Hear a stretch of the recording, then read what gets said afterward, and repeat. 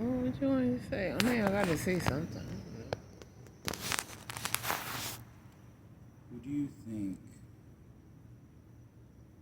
after spending 13 years at the gate, was the most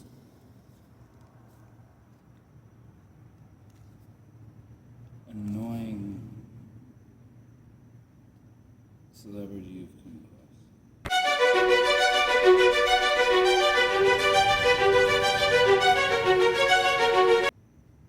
at the gates in Newark? While I was working for the airline, working for the airline and a high prestige airline at that. I mean, I seen Tarantino. Quentin Tarantino. I was on the jetway, and I was ready to board the flight. But operations called and said, don't board the flight yet, because Quentin Tarantino wanted to be the first one to board the flight. Seriously. So he had to call ahead on his people. Well, whatever. Quentin Tarantino wanted to be the first one to board the flight. I said, okay, fine, that's that. If the flight goes out late, it's not on me. It's on operations, whatever. And so we're waiting for Quentin Tarantino. We're waiting. We're holding the flight just for him to show up. I don't know if he's in the President Club or not. I don't know. And so, finally, after I don't know how long, Quentin Tarantino shows up. Okay, they tell me, all right, Nikki, Quentin Tarantino's is coming. He's coming up the jetway. I said, okay, fine. I'm at the jetway head where I move the jetway back and forth, on and off the plane. On the phone? I don't know what it was on the phone. I can't remember. But all of a sudden, you guys had walkies or? No, we ain't have walkie-talkies. No. Sometimes it's a phone on the jetway, and the phone will ring. All right, he's coming. So maybe they call me on the jetway phone. I'm not sure. All right, so you weren't. And so, next thing I know, I see Quentin Tarantino coming up. He's dressed in all black. It's maybe two other people with him or whatever. He doesn't acknowledge me. And I don't even acknowledge him, but I know who he is. And he goes up into the plane. Once he goes up into the plane, it's my job. Boom. I go down. I start boarding people. I'm trying to get an on-time departure. Because on-time departures, you get bonus checks. Boom. That's my thing. That's our thing. That's the company thing. That's how we get paid. You know, those bonus checks, either bonus checks for $65 or bonus checks of $100 if you get out on time. He didn't seem very... No, that's per month. Yeah. He didn't seem very friendly. He didn't seem very nice to the public. It seemed like he wanted to be acknowledged, addressed, or whatever. He seemed pompous, very pompous. Like, his crap didn't stink, but there it was. Anyway. But then I seen many different... Working for the airlines, I worked for the airlines for 13 years. 13 years. Out of Newark. Out of Newark, New Jersey. Yeah, that was what, Terminal C? Terminal C. Continental, so yeah, and I had a lot. I seen Beyonce. I seen Beyonce so many times. I seen Destiny's Child so many times. It's ridiculous. I seen them. Even when we had Air France partner, you know, they was right next to our gate. When we was doing the Continental Express, they was right next to us. I seen Beyonce so many times and Destiny's Child so many times. I seen Beyonce when she didn't look like Beyonce. I seen her. Okay, she was not made up well, but she still looked nice and beautiful. I seen her with her hair flattened. She had the curls at that time, and her hair was all flattened up. What year was this? And she was on a car. I don't know. I don't know. It was early 2000. But anyway, Quentin Tarantino act like his crap didn't stink, and I remember meeting other celebrities like James Brown. I was in a jetway. James Brown came through. He came through last. He didn't even come through the first time. I mean, he didn't even come through as being the first passenger, delaying the flight and being the first passenger. James Brown came at the end,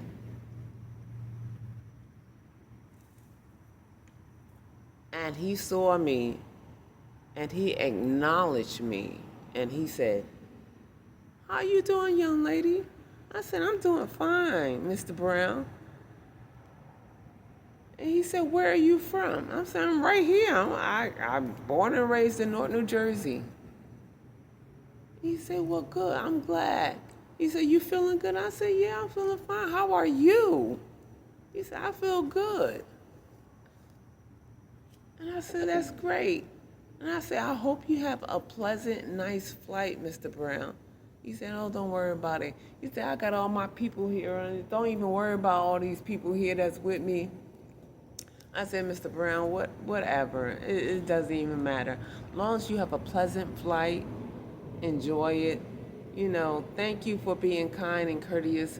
Thank you for acknowledging me. Thank you. Just thank." He said, "No, thank you." I said, "Mr. Brown, wow. Thank you." It was. I didn't even. Most celebrities would not speak to you. A lot of them would not speak to you. But I was surprised a legendary celebrity like James Brown would actually stop in the jetway and say, "How you doing, young lady? Where are you from? Are you okay?" I mean, I was amazed by that. I wasn't expecting that at all. And another one was B.B. King. After 9/11, us airline people had to act as security at the when you come through security.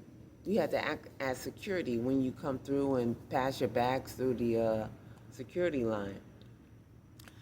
And I had to be in charge of, it was called Security 3 at the time. And I sit there and I monitor all the security agents and make sure they're doing their thing. And I remember one time when this man came up to me after he passed through security, and I guess he spoke to one of the security agents, and the agents referred them to me. And I said, because I was, working for the airline, and they was just working for security. And he came up and asked me, he said, I have a bunch of people coming through with like musical instruments and all this and stuff, and I don't want them to be, bombarded or bothered by all this, because we're a band that's playing for this legendary musician. And I said, "Okay, you want to explain more about the situation?" And he was kind of hesitant, and he was like, well, we're playing for B.B. King, and we got all these instruments coming through, and we don't want it to be a bother. This is all after 9/11. Everything was kind of like strict and shut down, and, oh, you can't bring this in, you can't bring that in, you got to check this and that in. And so he came up and asked me. And I was like, well, okay, as long as they meet with the guidelines, then, that's all fair and square, but, I can't go against the guidelines, and, he said, well, okay, well, he's going to be coming in a little bit later. And I said, okay, fine, as long as y'all just, they're going to check your instruments, they're going to make sure no bombs or whatever coming through, whatever.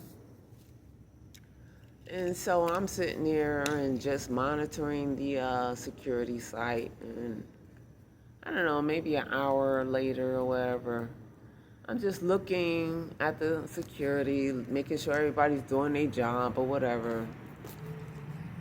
And then I felt a presence on my right side. You know how you feel like there's somebody next to you, and you looking this way, but then you sense a presence next to you. And so I happened to turn and look at my right side,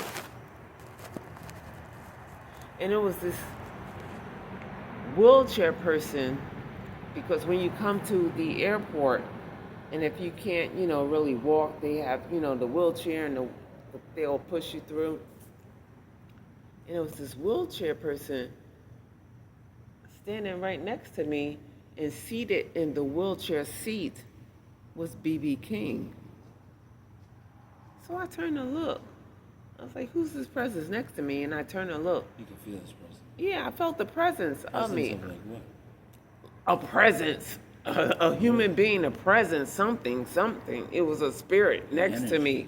An energy, whatever you want to call it, was next to me. Was it light, heavy, dark? No, it's just a presence. And so I turned to look.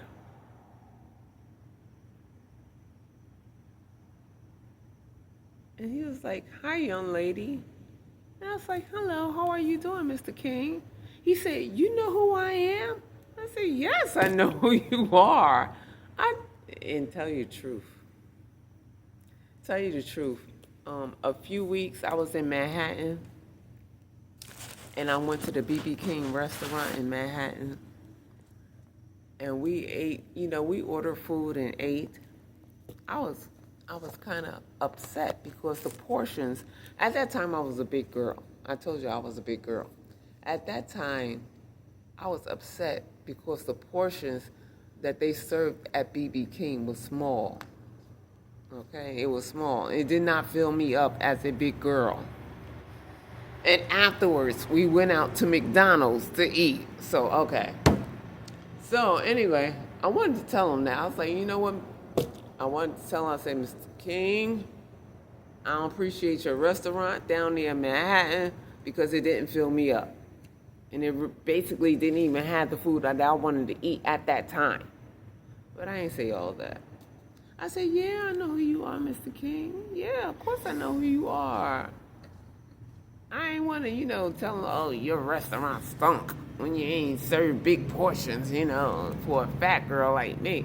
But, I ain't want to tell him, look, I ate your food and I went out to McDonald's to eat more because you didn't fill me up. But anyway, I digress, I move on. But he was like, oh, I seen your big legs over there, and I just told the wheelchair person to pull me over to you.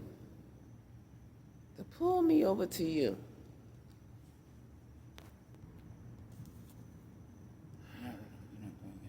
Yes, I am. I can cut all that out. Anyway. So, he said, yeah, I seen those big legs of yours, and they was crossed, and I told her to wheel me over to you. And I was like, well, that's why I felt the presence next to me on my right side. And I turned to look, it was him. And Mr. B.B. King, I don't know how old he was. I know he was in his late 60s, early 70s, or whatever he was. And he would say, girl, if I was 20 years younger, you would have been my wife. I was like, okay, Mr. King. He said, yeah. And he just sat there, and just talked a good talk, like he was trying to, he was flirting, like he was trying to, I don't know. He said, oh yeah, them big legs and all this other stuff. I said, well, okay, Mr. King. Has the rest of your crew, your band crew come through? He said, they gonna be coming through. They gonna coming through. And I said, okay, that's good. I said, where you going, to New Orleans or whatever, play whatever? Oh yeah, I'm going to New Orleans. I was like, oh my goodness gracious, this man. I was trying to get this man away from me. And I was looking at the wheelchair driver, the person who was wheeling him. I said, well, okay then, Mr. King, you go ahead and you have a nice flight. Girl, if I had to look at them legs right there, I was like, oh my goodness. All right, well, you have a nice flight, Mr. King, okay. And I was trying to scoot the wheelchair driver out the way, and she was... the people I've met, and I met LL Cool J too. This time I wasn't working at the gates or the security area. I was working at the ticket counter. I was ready to go home. Oh man, 7:30 was my time. It was 11 to 7:30. I was ready to go home. I was so ready to go home, man, right? I was breaking down the ticket counter, taking the ropes off, taking the poles off. I was rolling everything up, rolling the poles off. I was ready, man, because I just wanted to go home. And I seen this man, and he's coming my way. And at that time, I was called a red coat. It was like the customer service. It was basically like the customer service supervisor, but not the actual supervisor. It was just the customer service in charge, because I had the red coat. Everybody else had blue coats. But the person with the red coat is the person in charge at the ticket counter. So, man, I was breaking it down. I was ready to go. I was unleashing the ropes, taking the poles off, rolling the poles to his spot. And then I seen that person come. I was like, oh my goodness. Oh my goodness, here we go. I knew it. And he saw me with the red jacket. The red jacket is the key. That's the people will see that big red jacket, and that's the person I'm supposed to go to. And I knew it. So he comes up to me and says, listen. Oh, you closing? I said, yeah, I'm shutting down. First class is closed. First class is closed. It's closed. Oh, but can you do me a favor? Listen. I got this person. Who needs to check in. He needs to check in. Well, I ain't do all that. I was like, oh, okay. I was supposed to leave at 7:30. 7:30. I think it was like maybe 7. I think it was like maybe 7 o'clock, 7:10, something like it was close to time. I wanted to go home. And so it's like, yeah, just listen, look. I got this person who needs to check in. He needs to check in. I was like, who is it? And so he comes close to me. It's LL Cool J. I was like, oh my gosh.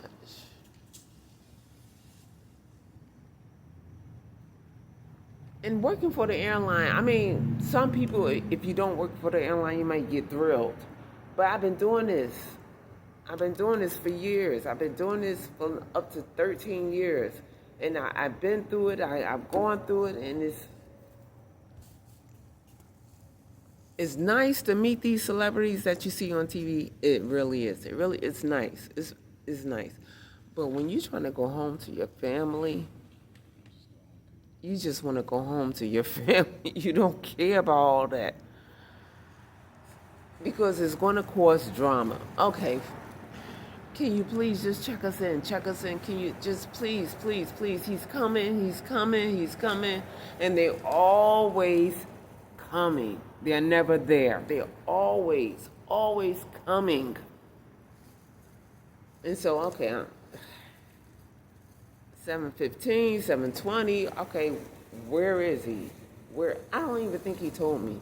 I think he said he just had somebody that he's a high celebrity person. I don't even think he told me. He's coming, and it's always that. That's why I stopped working at the ticket counter too, because it's just always drama there. I like the gates. I'm always a gate person. And so I was like, well, he better hurry up, because I'm breaking down the daggone first ticket counter, and I'm taking the poles to his spot. I'm unleashing all the ropes and stuff. I'm taking the poles to his spot. He need to hurry up and come on, whoever he is, because I don't think he told me. Whoever he is. Finally, LL Cool J comes and walk in through the door. Everything's broken down. Ticket, first class counter is closed. I'm the red coat. I said, okay, I'm gonna handle it. Let's go. It's running over my time.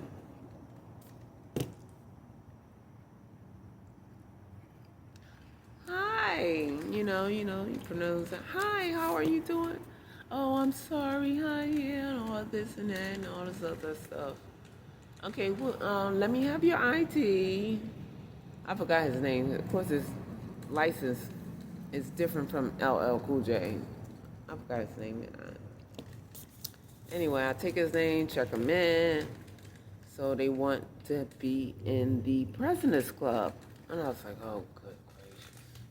Now I got to call the President's Club. He didn't have a membership. You got to have a membership for the President's Club. He didn't have a membership for the President's Club. But I called in favor. I have, whatever his first name was it Smith? Something, I don't know. But this is LL Cool J. He wants to know if he can have a courtesy complimentary membership to the President's Club tonight. And let me tell you, the President's Club is strictly, they go by the rules no matter what. They don't care what celebrity, who you are. If you do not have a membership, they will not allow you. I don't care if they have, if I can beef them up, it doesn't matter. I could not beef you up whatsoever. It does not matter. It just doesn't matter. No matter how much I plead, beg, borrow, whatever, do whatever. The President Club will say no. If you do not have a membership, no. No. It's just plain and simple. No matter how much I beg. And I begged on his behalf. I begged. I said, well, this is LL Cool J. Well, he has to buy it for one day, for one night. He has to buy it. But he didn't want to buy it. I didn't know how much the membership cost. I can't remember how much it cost at that time. It wasn't expensive. I mean, he could have paid. I don't know. But it wasn't really expensive for one night. I don't know. I'm sure it was probably less than $100. Hey, it wasn't less than $100, but No. they wasn't gonna. No. They didn't pay for it. No. Yeah, it was less than $100. No. It was less than $100. No. For one night. Yeah, for one night at the President's Club, it was less than $100. But anyway, it didn't work out, and I said, oh, you know what, I'm so sorry. Man, this had to be like in the 2000s, and I'm not sure. I can't, early 2000, everything early 2000. I can't remember. And I said, I think his last name was Mrs. Smith. I'm not sure. And I said, I'm so sorry. I am so sorry. My time went over 7:30. I was supposed to have left at 7:30. And I said, this is what happens. This is what I get. It's always something. It's always something. Wasting my time. I got to go pick up my child.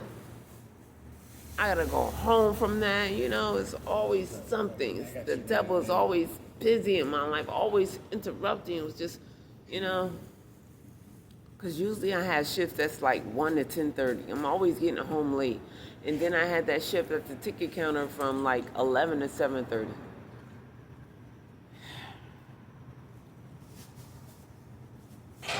I don't, but celebrities are too much, especially when you got, I have my life. I have my own life. Yeah, the celebrity is nice to see on TV, but when it comes to my life, I want my life. It's my life. So, I've been seeing, many Beyonce, I've seen Ludacris. Good grief. And then there's always the Whitney Houston incidents in the President Club. I was never there for that. There was Mary J. Blige. Gosh. I always wanted to see Michael Jackson, but Michael Jackson was too much. He had to, he had private planes. Man, I seen so many celebrities. I seen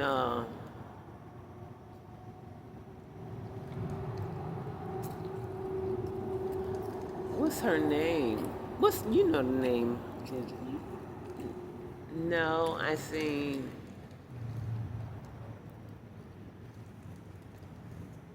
not Wheezy, but the maid, Flo. Rojo from the Jeffersons? Yeah, I seen Florence. What's her name? Florence? Yep. No, her name wasn't Florence. Oh, really? From the Jeffersons. Yeah. She was nice. She walked by me and smiled and everything. I seen Stephanie Mills a few times, maybe 3 times. And actually, she was standing right at my freaking break room where you go into the door and push the code, Stephanie Mills, and she had a stroller with her. And she was just right there in front of my break room. And I smiled at her, and she smiled at me, and I was like, okay. I love you, smile. That's not a song. No, Stephanie Mills. Man, I seen Ludacris. You mentioned A few actors. I can't tell you how many more I met. you said you seen what's his face? Who did Cheers? Who did No Country for Old Men? Woody Harrelson. Oh yeah, I seen Woody Harrelson. He came running up. He came running up like for his freaking life, Woody Harrelson, to get on the plane. It was express jet. And he came running up, and at that time we had ropes blocked off. This is early 2000. He came running up in his Hawaiian t-shirt and some khaki, I don't know if it was shorts. I think it was shorts. He's one of my favorite actors. And he came running up. He was really nice. And I was like, whoa, whoa, whoa, whoa, whoa, stop, stop, stop. We had a rope there. And I was like, stop. He's like, I'm about to miss my plane. I was like, whoa, what plane are you trying to go on? And I forgot the destination, but he was trying to go on. And he's like, this. And I say, well, it's not boarding yet. It's not boarding. He said, I ain't missed the plane. No, Mr. Harrison, you haven't missed the plane at all. I seen, what's his name?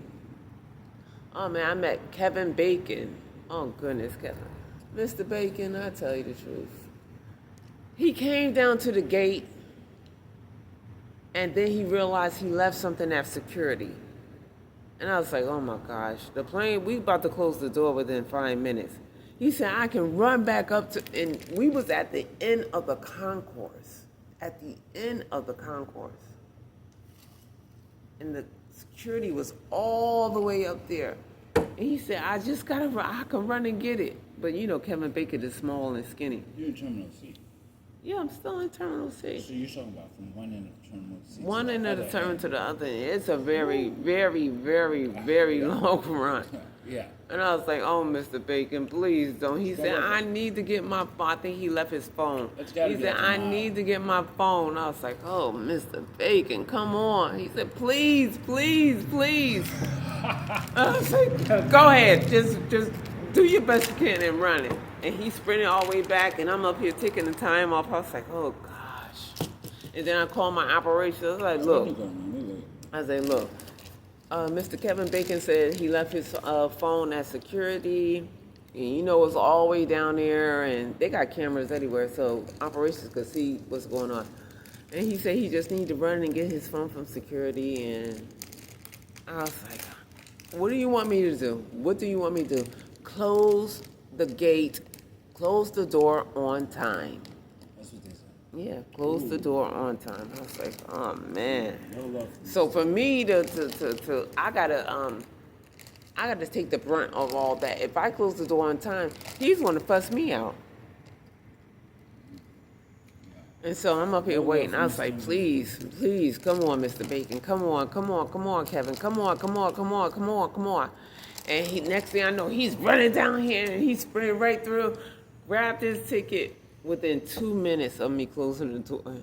His skinny legs just ran down that jetway. I was like, man, because I did not want to have to tell him, look, I shut the door on you. Chris Rock. I remember we started out that elite access, and he came to the daggone gate. Everybody was boarded basically already. And he came up and seen a sign because we was doing this elite access thing, and we had to sign elite access.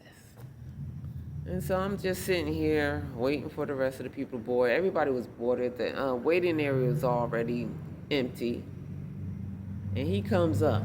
And he says, elite access. And I happened to turn my head and look. I was like, oh my goodness, that's Chris Rock. And he's smiling at the sign, elite access. Like, oh, this is special. This is special people stuff. I was like, this guy is just a freaking comedian. I was like, oh my goodness, really? And so I wait and stay here, just wait for him. Whatever he's doing, I don't know. He just smiling at the sign, elite access.